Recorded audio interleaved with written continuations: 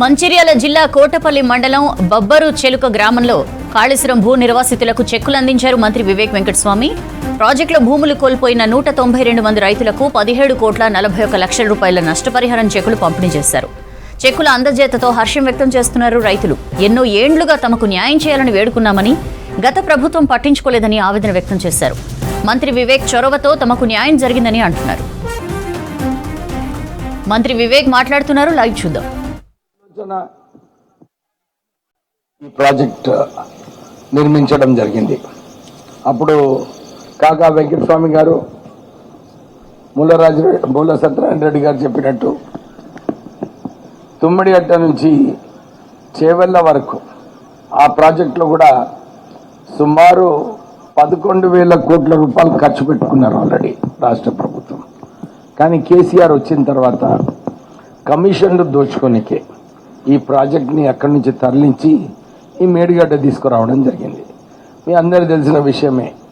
ఏమైంది మేడిగడ్డ సంగతి? ఒక్క బొట్టు నీళ్లు రాలేదు. ఇక్కడ మన రైతులందరూ కూడా ఒకవైపు మీ భూములు కోల్పోయినాయి, ఇంకోవైపు ఈ ప్రాజెక్ట్ వలన ఏ పంటలు కూడా వేసే పరిస్థితి లేకుండా మన ఈ కాళేశ్వరం ప్రాజెక్ట్ కావడం జరిగింది. నేను ఎమ్మెల్యే అయిన తర్వాత మూల సత్యనారాయణ రెడ్డి వచ్చి చెప్పినాడు, సార్ ఇక్కడ ఈ పరిస్థితి ఉన్నది. నాకు కూడా ఆశ్చర్యపడిపోయినా నేను. ఏమని? అరే ఇదేమో కాళేశ్వరం ప్రాజెక్టు టీఆర్ఎస్ వాళ్ళు నిర్మించిన ప్రాజెక్టు. టీఆర్ఎస్ వాళ్ళు నిర్మించిన ప్రాజెక్ట్కి ల్యాండ్ అక్విజిషన్ చేసినప్పుడు సుమారు 250 ఎకరాలు ల్యాండ్ అక్విజిషన్ చేసినారు. అంటే మొట్టమొదటి బాధ్యత ఏంది టీఆర్ఎస్ ప్రభుత్వంది? రైతులకు ఆదుకునే బాధ్యత వాళ్ళపైన ఉంది. ఫస్ట్ కంపెన్సేషన్ ఏదైతే ఉన్నదో అది రైతులకు ఇప్పించాలి, కానీ రైతులకు ఇప్పించలేదు. ల్యాండ్ కంపెన్సేషన్ రైతులకు ఇప్పించకుండా అక్కడ ఉన్న కాంట్రాక్టర్లు వాళ్ళు కమిషన్లు ఇస్తున్నారని చెప్పి కేవలం కాంట్రాక్ట్ బిల్లు అయితే 24 గంటలలో కేసీఆర్ క్లియర్ చేస్తుండే. ఎందుకు? ఆ బిల్లు క్లియర్ అయితే దాంట్లో కమిషన్ వస్తుంది, పార్టీ ఫండ్ తీసుకుంటున్నారు, ఎలక్ట్రల్ బాండ్ తీసుకుంటున్నారు. కల్వకుంట్ల కుటుంబం 1,00,000 కోట్లకు పైన వారు ఆస్తులు సంపాదించుకున్నారు. నిజంగా తెలంగాణ వచ్చిన తర్వాత ఏదైనా కుటుంబం లాభం పొందిందంటే అది కేవలం కల్వకుంట్ల కుటుంబం. మనం ఈరోజు చూస్తున్నాము, వాళ్ళు ఆస్తుల కోసం కొట్లాడా, ఆస్తులు ఎట్లా వాటా నాకు కావాలని చెప్పి వాళ్ళందరూ ఉండయా? 2 నిమిషాలు ఉండండి, అయిపోతుంది. నేను ఎక్కువసేపు మాట్లాడా, ఎందుకంటే ఉన్న పాయింట్స్ అన్నీ కూడా అందరు స్పీకర్లు ఆల్రెడీ చెప్పేస్తున్నారు. మనకు రైతులకు చెక్స్ పంపిణీ చేసే కార్యక్రమం చాలా ఇంపార్టెంట్. సో దాని విషయం మేము మాట్లాడతాను. సో ఇదొక మంచి, నాకు కూడా చాలా బాధ కలిగింది. అరే కాంట్రాక్టర్లకేమో 24 గంటలలో బిల్లు ఇస్తున్నారు, మన రైతులకు ఎందుకు ఇస్తలేరని చెప్పి నేను కొట్లాడి ఒకసారి 5 కోట్లు, ఒకసారి 5 కోట్లు, ఒకసారి 10 కోట్లు, ఇట్లా ఒక్కొక్కసారి పోయి కొట్లాడుకొని, ఎందుకంటే అంత సులభంగా రాదు ఈ పాత బిల్లు. ఎందుకంటే రాష్ట్ర ప్రభుత్వం కూడా ఈ పాత బిల్లులో చాలా అవకతవకలు ఉన్నాయని చెప్పి పాత బిల్లు క్లియర్ చేయడం లేదు. అది కరెక్టే, ఎందుకంటే అన్ని కమిషన్ల రిలేటెడ్ ఉన్నాయి. కానీ నేను వారికి నచ్చజెప్పి మస్కా కొట్టి ఏదో ఒక రోజు ఫాలో అప్ చేసి ఇన్ని నిధులు నేను తీసుకురావడం జరిగింది. మొన్న కూడా ఎగ్జిక్యూటివ్ ఇంజనీర్తో మాట్లాడినప్పుడు నేను అడిగిన, అరే ఏందయ్యా ఏమవుతుందని చెప్తే, సార్ మీరు ఒక్కరే ఓన్లీ మేడిగడ్డ నుంచి చెన్నూరు ప్రాంతానికి చెందిన రైతులకే ఇన్ని నిధులు వచ్చినాయి. అక్కడ పెద్దపల్లి భూపాలపల్లి తరఫు మంత్రి, ఆయన కూడా మంత్రియే, కానీ వారి దగ్గర ఇన్ని పైసలు, ఒక్క పైసా కూడా వారికి అలాట్మెంట్ కాలేదు, శాంక్షన్ కాలేదు. కానీ మన చెన్నూరు రైతులకు అన్ని నిధులు కూడా రావడం జరిగింది. అంటే మన ప్రజాప్రతినిధులకు చిత్తశుద్ధి ఉండాలి. అసలు ఈ బాధ్యత బాల్క సుమంది బాధ్యత. ఆయన అప్పుడు ఎమ్మెల్యేగా ఉండే ముఖ్యమంత్రి చిన్న కొడుకు ఉండే, ఏది చెప్తే అది చేసే పరిస్థితి ఉండే, కానీ ఆయన దీంట్లో జోక్యం తీసుకోలేదు. ప్రజల గురించి మర్చిపోయాడు. ఆయన ఎప్పుడు కూడా ఇసుక దందాలలో పడి ప్రజల సమస్య, ప్రజలకు ఏం కావాలి, ప్రజలకు ఏం చేస్తే అదే నాకు కూడా చాలా బాధ కలిగింది. నేను అదే చెప్తున్నా, రైతులకు ఇవ్వలేదు కానీ కాంట్రాక్టర్లకు ఇచ్చేవాళ్ళు. సో నాకు కూడా అనిపించింది ఈ అన్యాయాన్ని మనము సరిదిద్దాలి అని చెప్పి నేను కష్టపడి ఈ నిధులు రావడం జరిగింది. సో మీరందరూ కూడా ఇదే ఆలోచించాలి. ఎందుకు అప్పుడు సుమన్ ఈరోజు ఇప్పుడే మా స్నేహితులు చెప్తున్నారు, ఆయన ఇప్పుడు బ్యాక్ వాటర్స్ నీళ్ళ మీద పాదయాత్ర చేస్తాడు. యాక్చువల్లీ అప్పుడు టీఆర్ఎస్ టైంలో నేనే చేసిన అప్పుడు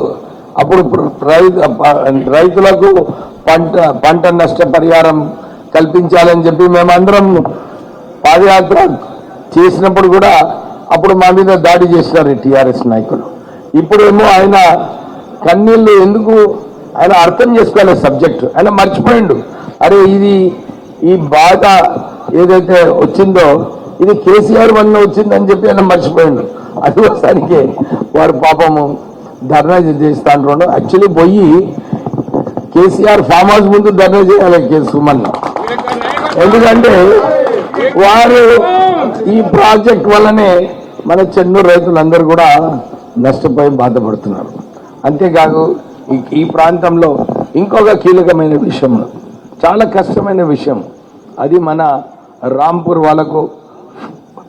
బబ్బర్ చిల్కా రోడ్ ఏదైతే రావాలనో, రాజారాం బబ్బర్ చిల్కా రోడ్ ఏదైతే కావాలనో దీనికి ఫారెస్ట్ క్లియరెన్స్ అవసరం. నిజంగా నేను ఆ ఎలక్షన్లో పోయినప్పుడు మా వెంకటి సత్యం వాళ్ళందరూ కూడా అన్నారు, సార్ అందరు వస్తున్నారు, ఎమ్మెల్యేలు ప్రామిస్ చేస్తున్నారు, మళ్ళీ గాయబైపోతున్నారు. అయితే నేను చెప్పిన వాళ్ళకి ఆ రోజు, గోయా ఇక్కడ జమ్మి ఏం ఆ చెట్టు ముందు చెట్టు అది ఉండే, రాగి చెట్టు ఉండే, వీళ్ళందరూ కూడా అన్నారు, సార్ ఈ రోడ్ రాకుంటే ఈ చెట్టుకి కట్టు పెడతామని చెప్పి వీళ్ళందరూ కూడా ఆ రోజు చెప్పడం జరిగింది. నేను కూడా ఛాలెంజ్గా తీసుకున్నా. నేను అన్నారు, అరే ఇది చాలా మంచి ఛాలెంజ్, ఎందుకంటే పాపం ఇన్ని సంవత్సరాల నుంచి వారు ఎదురు చూస్తున్నారు. అయితే నేను మన డిస్ట్రిక్ట్ కలెక్టర్ గారు నిజంగానే దీపక్ కుమార్ గారు వారు కూడా చొరవ తీసుకొని ఒక 42 ఎకరాలు ఇంకా వేరే చోట ఫారెస్ట్ డిపార్ట్మెంట్కి ఇచ్చి మన ఈ ఏరియాస్ కూడా తీసేసి దీనికి మళ్ళీ పర్మిషన్ కోసం చాలా ఇబ్బందికరమైన విషయము.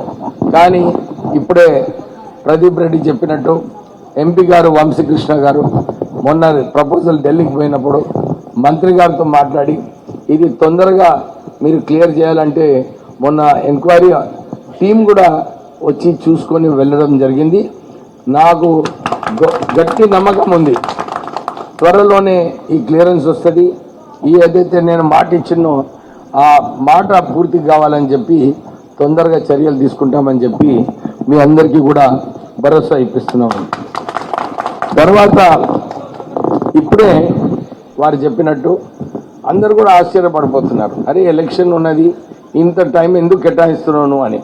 కానీ మీరందరికీ కూడా గుర్తుందో లేదో, మీరందరూ చెన్నూరులో మీటింగ్ పెట్టినప్పుడు కలెక్టర్ గారు వచ్చేటప్పుడు మీ అందరు కూడా కొద్దిగా ఆవేదన ఉండే, అరే నిజంగా పైసలు వస్తాయా లేవా అంటే అప్పుడు కలెక్టర్ గారు చెప్పారు, అరే నేను నోటీస్ ఇచ్చాను, డిసెంబర్ 19th తర్వాత మీకు నిధులు మీ అకౌంట్లలో పడుతుందని చెప్పి ఆయన మాట ఇవ్వడం జరిగింది. కానీ అక్కడి నుంచి అన్ని నిధులు రాలేదని చెప్పి కొంచెం డిలే అయింది. కానీ నాకు కూడా ఉండే లేదు, ఒక్కసారి పైసలు అకౌంట్లో వస్తే మన రైతులకు ఎంత తొందరగా ఇస్తే అంత బాగుంటుందని చెప్పి ఈ నిధులు కూడా ఈ రోజు చెక్కుల పంపిణీ పెట్టుకోవడం జరిగింది. సో మీరందరికీ మాట ఇచ్చిన మా రోజు మాట నిలబెట్టుకునేది అవసరం ఉన్నది. ప్రజాప్రతినిధులు కూడా మాట చెప్పింది నిజంగా చేయాలి. ఇప్పుడే మూల సత్యనారాయణ రెడ్డి గారు చెప్పినట్టు వారు అన్ని మేనిఫెస్టో మంచిగా స్క్రీన్ చేసుకొని అన్ని పాయింట్లు రాసుకొని రావడం జరిగింది. ఒక్క పాయింట్ అయితే మర్చిపోయినాడు. ఏం మర్చిపోయినాడంటే, ఎప్పుడైతే మేము కాంగ్రెస్ పార్టీ నుంచి మేనిఫెస్టో చేసినామో అప్పుడు కేసీఆర్ ఏమన్నాడంటే రాష్ట్ర అప్పు కేవలం 3 లక్షల కోట్ల అప్పు ఉన్నదన్నాడు. రేవంత్ రెడ్డి గారు ముఖ్యమంత్రి అయిన తర్వాత ఆ అప్పు చూస్తే 8 లక్షల కోట్ల అప్పు అయింది. అంటే ఎప్పుడు కూడా మనకు 1 లక్ష రూపాయలు ఆమ్దాని ఉన్నదనుకో, ఒక 10,000 రూపాయల ఇంట్రెస్ట్ కట్టొచ్చు. అది మనం ఎప్పుడు కూడా అనుకుంటాము, అందరికీ అప్పులు ఉంటాయి, లోన్ ఉంటాయి, ఒక 10% అంటే పర్వాలేదు. కానీ ఈ రాష్ట్ర ప్రభుత్వానికి 30% మిత్తి ఇంకా రీపేమెంట్ చేసేదే ఉంది. 100 రూపాయలు వస్తే 30 రూపాయలు వాళ్ళకే పోతుంది. సో ఇతర ఏదైతే హామీలు ఇవ్వాలో దానికి ఫండ్స్ లేవు, అందరూ ఒప్పుకుంటున్నారు. నిన్న కూడా ముఖ్యమంత్రి చెప్పినాడు ఏం చేయాలి, ఈ రాష్ట్రంలో టీఆర్ఎస్ పాలనలో ఇన్ని అప్పులు తీసుకొని ఈ రాష్ట్రాన్ని అప్పుల రాష్ట్రం చేయడం జరిగింది. నేను చాలా చోట్ల కూడా వాళ్ళు 11%, 12% ఇంట్రెస్ట్ మీద తీసుకున్నారు, ఇష్టం వచ్చినట్టు లోన్లు తీసుకున్నారు. సో దాన్ని సరిదిద్దుకోనికే టైం అవుతుంది. సరిదిద్దిన తర్వాత ఏదైతే హామీలు ఇచ్చామో అన్ని హామీలు కూడా నెరవేరుస్తాము, ఒక్కొక్కటి నెరవేరుస్తాము.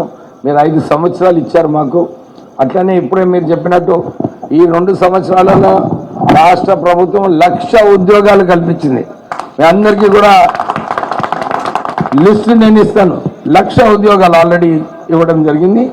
ఈ సంవత్సరం కూడా 40,000 ఉద్యోగాలు ఇవ్వడానికి సిద్ధంగా ఉంది రాష్ట్ర ప్రభుత్వం. త్వరలోనే ఆ నోటిఫికేషన్ కూడా వస్తుంది. అంటే every time step by step చేసేది అవసరం ఉన్నది. ఎందుకంటే ఖజానా ఖాళీ ఉంది, ఆ ఖజానా రేపు భర్తీ చేసిన తర్వాత జీతాలు ఇస్తలేరని చెప్పి అదొక ఇష్యూ అయిపోతుంది. సో ఇవన్నీ ఇష్యూస్ ఉండొద్దని చెప్పి రాష్ట్రం కూడా మన ఇల్లు ఎట్లయితే మనము అడ్జస్ట్ చేసుకొని నడిపిస్తామో ఈ రాష్ట్రం కూడా అట్లనే నడిపించేది అవసరం ఉంది. రాష్ట్ర ప్రభుత్వానికి నిజంగా ఉంది అది. వారు చెప్పినట్టు కాకా వెంకటస్వామి గారు ఎప్పుడు కూడా వెనుకకు పోలేదు. ఏదైనా ఉంటే సమస్య ఓపెన్గా చెప్పేవారు. వారిని ప్రాణహిత చేయాల ఆ రోజులలో తెలంగాణలో ఒక మంచి ప్రాజెక్ట్ వచ్చిందంటే కేవలం వారి చొరవ వల్ల, వారి కొట్లాడడం వల్ల ఈ ప్రాణహిత చేవల ఆ రోజులో రావడం జరిగింది. నేను కూడా కాకా వెంకటస్వామి గారు ఇప్పుడే మన టీచర్ రామరెడ్డి గారు చెప్పారు, ఇన్ని కార్యక్రమాలు మన విశాఖ చారిటబుల్ ట్రస్ట్ చేసిందని. నాకు మంచి గుర్తుంది. ఇక్కడ ఈ స్కూల్లో కూడా మొత్తం ఫర్నిచర్ మా విశాఖ చారిటబుల్ ట్రస్ట్ నుంచి ఇచ్చాము. మన బొబ్బరి చిలుక దేవులవాడలో సుమారు 10 బోర్వెల్లు వేయించినాయి ఆ రోజులలో, కేవలం ప్రజలకు. నాకు ఎప్పుడు కూడా అదే ఉండే, విద్య చాలా ఇంపార్టెంట్, విద్య నేర్చుకుంటే ప్రజలకు మేలు ఉంటుంది. తర్వాత మారుమూరు గ్రామాలలో మంచినీటి కరువు చాలా ఉంటుంది అని చెప్పి చాలా బోర్వెల్లు ఆడియో గారు సుమారు 2,000 బోర్వెల్లు ఇప్పించినాను నేను ఇప్పటి వరకు. ఎందుకంటే నాకు తెలుసు ఇక్కడ సమస్యలు ఏమున్నాయి. నేను ఎమ్మెల్యే అయిన తర్వాత కూడా మిషన్ భగీరథ అన్నారు, అదొక కుంభకోణం, 60,000 కోట్ల కుంభకోణం. నేను ప్రజలు ఇబ్బంది పడుతున్నారని చెప్పి 300 బోర్వెల్లు ఈ 2 సంవత్సరాల్లో వేయించడం జరిగింది. ప్రజలకు నిజంగానే నీళ్ళ సమస్య ఉన్నది. తర్వాత నేను అమృత్ స్కీమ్ కింద 30 కోట్ల రూపాయలతోని ఇక్కడ ఒక మంచి ప్రాజెక్ట్ తీసుకొని ఈ 6 నెలల్లోనే ఇంటింటి నల్ల స్కీమ్ కూడా పూర్తి చేయడం జరుగుతుంది. అందరికీ కూడా ఒక విషయం చెప్పాలి, మనం చూస్తున్నాం చెన్నూరు టౌన్లో ఒక్క రోడ్ కూడా సరిగా లేకుండే. మన డిఎంఎఫ్టి ఫండ్స్ అన్నీ కూడా సిఎస్ఆర్ ఫండ్స్ ఇవన్నీ కూడా సిద్దిపేటకి, సిరిసిల్లకి, గజ్వెల్కి తీసుకుపోయిన 3 నాయకులు. నేను వచ్చిన తర్వాత ఈ నిధులన్నీ కూడా మన చెన్నూరు ప్రజల నిధులు, చెన్నూరు ప్రజలకు సీసీ రోడ్స్ ఉండాలి, నాలీలు ఉండాలి అని చెప్పి సుమారు 50 కోట్లతోని పనులు మన చెన్నూరు టౌన్లో నడుస్తున్నాయి. ఇంతకుముందు ఏం చేస్తున్నారు, ఇదే నిధులు డిఎంఎఫ్టి నిధుల నుంచి హరీష్ రావు ఏమో స్టేడియం కట్టుకున్నాడు ఎక్కడ, సిద్దిపేటలో. కేటీఆర్ ఏమో ఓ మూవీ థియేటర్ కట్టుకున్నాడు. ఎందుకంటే ఆయనకి షోక్ కదా, హీరోలను చూడనికే, పిక్చర్లు చూడనికే ఆయన థియేటర్ కట్టుకున్నాడు. కేసీఆర్ ఏమో పెద్ద బిల్డింగ్ కట్టుకుంటారు, ఆయనకు ఒక షోకు బిల్డింగ్లు కట్టేది పోడు. కానీ 10 సంవత్సరాలు గజ్వేల్ పోలేదు, కానీ గజ్వేల్లో పెద్ద బిల్డింగ్ కట్టిండు ఆఫీస్ కోసం. సో ఇట్లా వీళ్ళు మన చెన్నూరుకు అన్యాయం చేసిండ్రు. ఆ సమయంలో ఏం చేస్తుండే బాలకృష్ణ, ఆయనకు అర్థం కాలేదు. ఇప్పుడే మన బుచ్చిరెడ్డి గారు చెప్పినట్టు ఆ సోయి లేకుండే మన రైతులకు నిధులు ఇప్పియాలి, మన నిధులు బయటికి పోవద్దు, మన నిధులు మనం వాడుకోవాలి, ఆ ఆలోచన లేకుండే. ఎందుకంటే ఆయన ఈ ఇసుక మాఫియాలో ముంగిపోయిండు. రోజు ఆయనకు ఒకటే ఒక అంశం ఉంటే పొద్దున్న లేస్తేనే రాత్రి ఎన్ని లారీలు పోయినాయి, ఈ లారీలలో నా వాటా ఎంత అని చెప్పి ఆయన ఆలోచన ఉండే. ఎందుకంటే ఒక్కొక్క లారీలో 40,000 రూపాయలు కదా, సో మంచిగా వస్తుండే వాటా. సో ఆయనకు ప్రజల సమస్యలు అన్నీ కూడా మర్చిపోయిండు. కేవలం ఎట్లా అకౌంట్ చేసుకోవాలి, ఎట్లా ప్రజల సొమ్ము దోచుకోవాలని చెప్పి వారి అదే అంశం ఉండే. ఇదే మన ప్రజలకు మళ్ళొకసారి ఆ టీఆర్ఎస్ పార్టీ నాయకులకు, ఆ పార్టీకి 1000 కోట్ల రూపాయలు ఫిక్స్డ్ డిపాజిట్ ఉన్నది. కల్వకుంట్ల కుటుంబం 1,00,000 కోట్ల రూపాయలు ఆస్తుల కోసం గొడవ చేసుకుంటున్నారు. ఇవన్నీ సొమ్ము ఎవరిది? ఇది ప్రజా సొమ్ము. ప్రజా సొమ్ముని దోచుకొని వీళ్ళు ఇన్ని సంవత్సరాలు